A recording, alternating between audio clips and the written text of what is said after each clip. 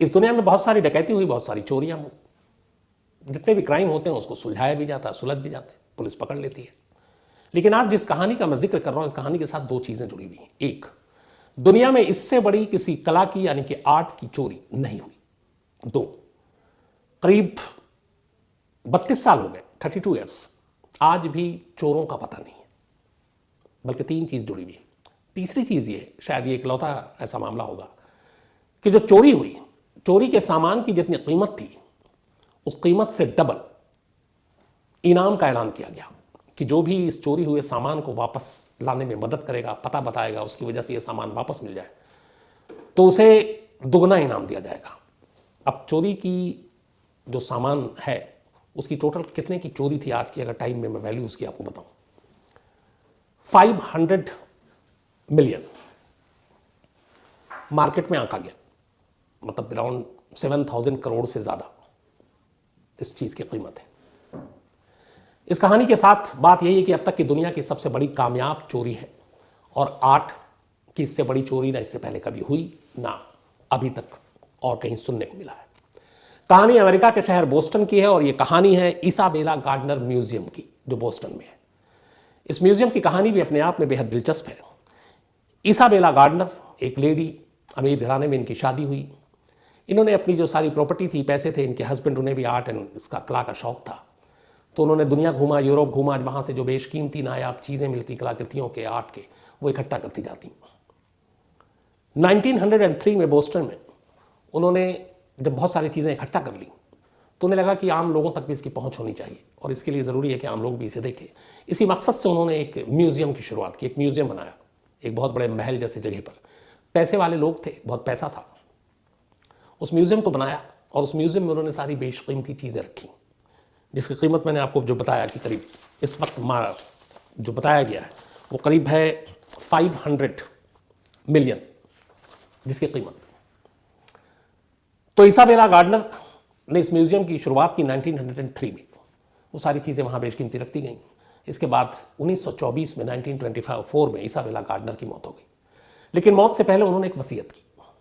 वसीयत ये कि उनकी मौत के बाद इस म्यूजियम की देखभाल उनके कुछ जानने वाले थे, उनको डायरेक्टर के पोस्ट पर रखा, लेकिन कुछ शर्तें थीं। एक, इस म्यूजियम की कोई भी चीज़ कभी भी बेची नहीं जाएगी। इस म्यूजियम में रखी हुई कोई भी चीज़ इस म्यूजियम से कभी बाहर नहीं जाएगी, और इस म्यूजियम में जितनी भी पेंटिंग्स या सारी आर्ट की चीज़ें हैं, इसके अलावा अब नई कोई भी चीज़ इस म्यूजियम में लाकर रखी भी नहीं जाएगी। यानी कि इस म्यूजियम में रखे हुए कोई भी सामान को न बेचा जाएगा, न म्यूजियम से बाहर निकाला जाएगा, और ना कोई नया सामान, कोई नई ऐसी आर्ट एंड वो उसको म्यूजियम में लाकर रखा जाएगा। ये उनकी वसीयत थी।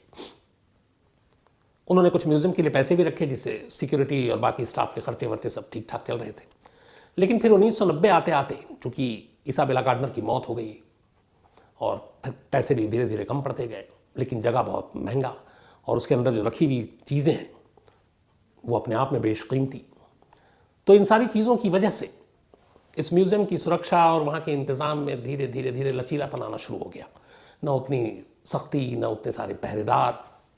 और ये बात बहुत सारे चोरों को भी मालूम था। उन्हें यह भी पता था कि इस म्यूजियम में रखी हुई जो चीज़ें हैं आर्ट की, उसकी आर्ट की दुनिया में कितनी मांग है, कितने पैसे होंगे। तो अखबारों में भी खबरें आती थी कि वहाँ रखी हुई चीज़ कितनी, कई हज़ार करोड़ रुपए के। तो ये सारी बातें उन तक भी पहुँचती थी।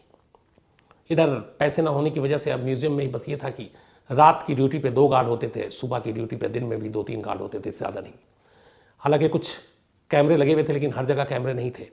हाँ, कुछ सेंसर इन्होंने लगाया था जो इंफ्रारेड मोशन जो डिटेक्ट करता था, वो उसके सेंसर कि कोई अगर करीब जाता है तो आवाज़ें आती है, वो रिकॉर्ड होता है। बट बहुत ज़्यादातर गैलरी में और इधर उधर सीसीटीवी कैमरे भी नहीं थे। तो कुल मिलाकर सिक्योरिटी वैसी नहीं थी जितनी कीमती सामान उसके अंदर होनी चाहिए और जैसी सिक्योरिटी होनी चाहिए, और ये सब कुछ यूं ही चल रहा था। 18 मार्च 1990 की बात है ये, वहीं से ये कहानी शुरू होती है। 18 मार्च 1990 को, उस दिन सेंट पैट्रिक डे था। अमेरिका में बड़े इसको मनाया जाता है, और सेंट पैट्रिक डे में लोग आमतौर पर खूब पार्टी करते हैं।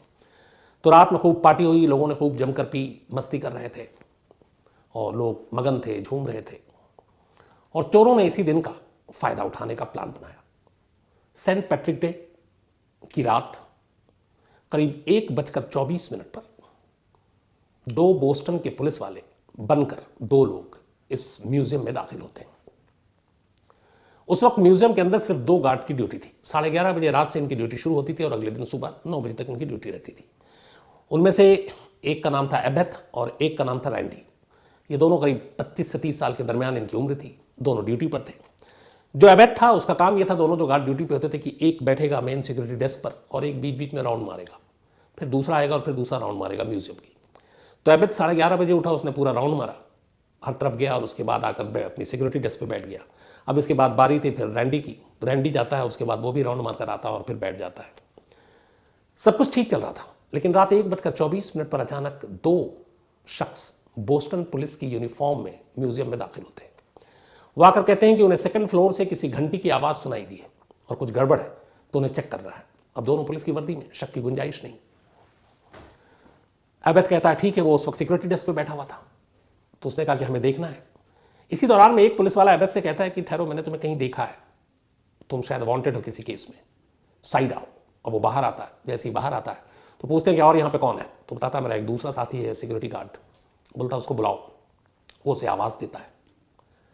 इस दौरान में पुलिस वाले एबेथ को बुलाकर कहते हैं कि हमें तुम्हें गिरफ्तार करना पड़ेगा क्योंकि हमें शक है कि तुम पहले किसी क्राइम में इन्वॉल्व रहे हो। वो कहता है मैं बेकसूर हूँ, लेकिन वो उसके हाथ बांध देते हैं और उसका एक तरफ कर देते हैं। तब तक दूसरा गार्ड आता है, दूसरे गार्ड को भी फिर वो बांध देते हैं और इसके बाद इन दोनों के हाथ बांधने के अलावा पूरे चेहरे पे प्लास्टिक का टेप चिपका देते हैं। मुंह पे भी सब तरफ, मुंह पे सिर्फ इतनी कि सांस ले सके और नाक पे, बाकी सारी चीज़ें बंद, आंख वाँख सब ढक देते हैं। दोनों को बिल्कुल बांधने के बाद म्यूजियम के बेसमेंट में ले जाते हैं। वहाँ एक पाइप, उस पाइप के सहारे दोनों को वो बांध देते हैं। बांधने के बाद करीब अगले 25-30 मिनट तक वो उसी म्यूजियम में यूं ही टहलते रहते हैं। देखते हैं कि कहीं ये दोनों कोई सिक्योरिटी अलार्म तो नहीं बजा चुका जिसकी वजह से कुछ पुलिस वाले या बाकी लोग आ जाए। तो कंफर्म हो रहे थे कि इन्होंने बजाया कि नहीं बजाया, लेकिन करीब 30 मिनट तक कोई नहीं आता। जब इन्हें लगता है कि इन्होंने नहीं बजाया, तब फिर वो दोनों अब म्यूजियम के अंदर दाखिल होते हैं। सेकंड फ्लोर और फर्स्ट फ्लोर पे म्यूजियम की सारी पेंटिंग्स और तमाम कीमती चीज़ें रखी हुई थी। दोनों पहले सेकंड फ्लोर पे जाते हैं। इनमें से एक के पास एक लिस्ट थी। वो लिस्ट निकालता है, उस लिस्ट को पढ़ता है और उस लिस्ट के हिसाब से दीवार पे फ्रेम में जितनी तस्वीरें थी उनको टैली करता है। जो लिस्ट में लिखे हुए नाम और वो दीवार पे लगी हुई पेंटिंग या बाकी चीज़ें अगर टैली होती, वो उसे उठाता। ज़्यादातर फ्रेम शीशे का ग्लास था, उसके अंदर वो सारी तस्वीरें थी, पेंटिंग्स थी। ये फ्रेम को उठाता, ज़मीन पर पटक देता, शीशा तोड़ता, फिर बड़े करीने से, सलीके से उसके अंदर की पेंटिंग्स जो है ओरिजिनल, उसको चारों तरफ से काट कर बाहर निकालता। अपने साथ बैग ले गया था, बड़े संभाल कर उस बैग में रखता। धीरे धीरे 12 चीज़ें इसने सेकंड फ्लोर से म्यूजियम की काट कर रखा, फ्रेम तोड़कर। फिर फर्स्ट फ्लोर से एक और चीज़ उठाई। 13 आइटम इस म्यूजियम से इन दोनों ने बैग में लिया। बैग में रखने के बाद नीचे आते हैं, देखते हैं दोनों गार्ड तब भी वहीं हैं और उनमें से तब वो एक गार्ड को कहता है कि दिस इज़ अ रॉबरी। ये उसके लाइन थे, दिस इज़ अ रॉबरी। और ये कहने के बाद गार्ड बंधे हुए थे। दोनों वहां से दोनों बैग लेकर निकल जाते हैं। इसके बाद गायब। अब दोनों चले गए, गार्ड बंधे हुए हैं। करीब 4 घंटा बीत जाता है। टोटल 81 मिनट, 81 मिनट्स इन्होंने लगाया था इस चोरी को अंजाम देने के लिए। 81 मिनट के अंदर अंदर ये दोनों उस म्यूजियम से बाहर निकल जाते हैं। गार्ड अब भी बंधे हुए हैं, मुंह पे टेप है, चीख सकते नहीं है, कोई आवाज़ सुनेगा भी नहीं बेसमेंट में। अगले 4 घंटे तक दोनों गार्ड और इसी तरह बंधे रहते हैं। इसके बाद सुबह जो है नए गार्ड की ड्यूटी लगती है। नए गार्ड वहाँ पहुँचते हैं, आवाज़ देते हैं, देखते हैं कोई नहीं है सिक्योरिटी डेस्क पे। बाकी कोई, उन्हें कुछ डाउट होता है, दरवाज़ा खुला हुआ था। शोर मचाते हैं, अंदर दाखिल होते हैं, दोनों गार्ड को आवाज़ दे रहे हैं, उधर से कोई रिप्लाई नहीं आ रहा है। आखिर ढूंढते ढूंढते दोनों बेसमेंट पहुँचते हैं और देखते हैं कि दोनों बंधे पड़े हुए हैं। उन्हें एहसास हो चुका था। उन्हें खोला जाता है और तब दोनों गार्ड उससे पूरी कहानी बताते हैं। इसके बाद पुलिस को इन्फॉर्म किया जाता है, पुलिस आती है। अब पुलिस चेकिंग करती है, तलाशी लेती है। वहाँ पे जितने कैमरे लगे हुए थे थोड़े बहुत, इन्होंने सबसे पहले उन तमाम कैमरों को ख़राब कर दिया था। इसके अलावा जो इंफ्रारेड मोशन डिटेक्टर लगा हुआ था, उसके जाकर उन्होंने वो सारी प्रिंटिंग से उसके वो निकाल लिए, प्रिंटर से जो VHS थे सारे इसके सबूत आने जाने के, वो कंट्रोल रूम से जाकर वो निकाल लिए। कोई प्रूफ नहीं छोड़ा जिसमें कहीं इनकी कोई तस्वीर हो, कोई फिंगरप्रिंट्स नहीं छोड़ा, कोई भी ऐसा फॉरेंसिक एविडेंस नहीं छोड़ा जिससे उन तक पहुंच सके। सिर्फ ये था कि दोनों जब आए थे तो पुलिस की वर्दी में थे और चेहरा उनका नकाब से ढका नहीं था, खुला हुआ था। गार्ड ही उनका चेहरा बता सकते थे। गार्ड ने उनका चेहरा भी बताया, स्केच भी बना, बट उस शक्ल का हुलिये का कोई नहीं मिला। अब पुलिस ने अपनी तफ्तीश जारी रखी, लेकिन कहीं कोई क्लू नहीं। शुरुआत में फिर इन दोनों को गार्ड पे शक हुआ, गार्ड से लंबी पूछताछ हुई, लेकिन कोई फायदा नहीं हुआ। बाद में मामला फिर FBI को गया। FBI ने अपनी तरफ से पूरे मामले की जांच की। FBI जांच करती रही, लेकिन कोई सुराग नहीं मिला। FBI के अलावा अब जो म्यूजियम के लोग थे, उन्होंने प्राइवेट डिटेक्टिव को हायर किया। उनसे कहा कि पता करो। जो आर्ट की दुनिया के शौकीन थे, आर्ट की दुनिया के जो स्मगलर थे, इस तरह के काम करते थे, उन सब की लिस्ट निकाली गई, उनसे पूछा गया, कोई नहीं जानकारी मिली। लेकिन बाद में जब म्यूजियम के थ्रू बताया गया कि क्या क्या चोरी हुई है, तो उसकी फिर लिस्ट निकली 13 चीज़ों की। जो चोरी की गई कलाकृति थी आर्ट, उसमें एक कॉन्सर्ट था वर्मीर का, गलील सागर पर तूफान का एक रेम्ब्रांड का पेंट था, the lady and gentleman in black Rembrandt की ये वो थी।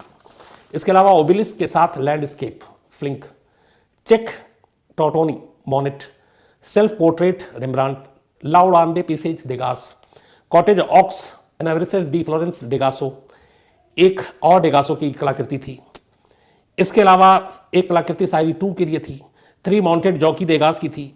एक पुराने प्राचीन चीन के इतिहास का एक तरह से एक पतीला था, बर्तन। एक फ्रेंच इंपीरियल ईगल फैनल था। नेपोलियन का वहां पे एक झंडा भी था, बहुत बेशकीमती फ्लैग, उसको भी उन्होंने निकालने की कोशिश की, लेकिन वो काफ़ी बड़ा था साइज में। तो उस झंडे के आगे जो एक बाज बना हुआ था, एक ईगल, उन्होंने उसको तोड़ा, उसको निकाला और वो अपने साथ ले गए। बहुत ही बेशकीमती चीज़ थी वो, एक ऐतिहासिक तौर पर। तो ये सारी चीज़ें गायब हुई। जब इन सारी चीज़ों की उस वक्त कहा गया कि क्या कीमत होगी, तो पता चला कि इन सारी चीज़ों की कीमत लगभग 500 मिलियन। 500 मिलियन, ये जो सारे नायाब पेंटिंग कलाकृति थी।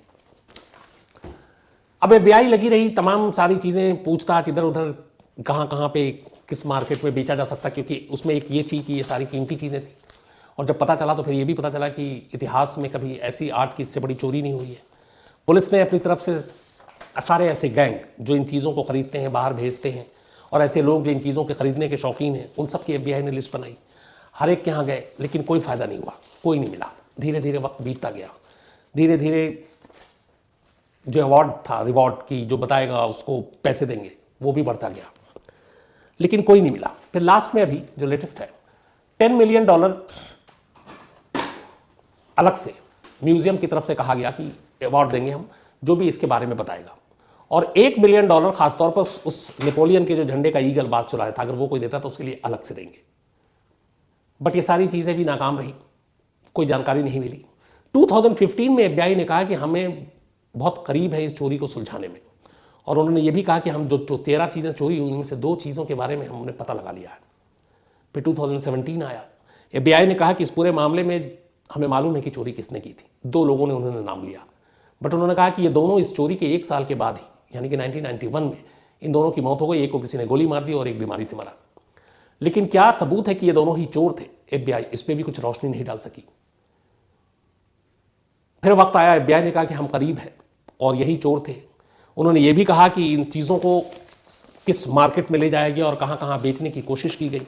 उन्होंने कुछ जगह के नाम भी बताए, लेकिन कुल मिलाकर ये कभी भी इनमें से चोरी गई एक भी चीज़, एक भी सामान बरामद नहीं हो पाया। इन्होंने कहा कि फिलाडेल्फिया में एक नेटवर्क है, वहाँ पे इन चीज़ों को ले जाया गया था। वहाँ पे भी FBI की टीम पहुँची, पुलिस की टीम पहुँची, लेकिन कोई फ़ायदा नहीं हुआ। वहाँ से भी चोरों को पता नहीं चला क्या चोरी हुई है। तो आज 32 साल हो गए, FBI की पूरी टीम लगी रही, शुरू में पुलिस लगी रही, जो आर्ट के शौकीन दीवाने उन्होंने अपनी तरफ से जांच की, वहाँ के कई जर्नलिस्ट ने अपनी तरफ से इन्वेस्टिगेशन किया, प्राइवेट डिटेक्टिव ने इसकी जांच की, लेकिन 32 साल हो गए। इस इसाबेला गार्डनर म्यूजियम से चोरी की गई ये 13 अनमोल बेशकीमती चीज़ आज तक वापस नहीं आई। आज भी म्यूजियम की खाली फ्रेमों को इनका इंतज़ार है।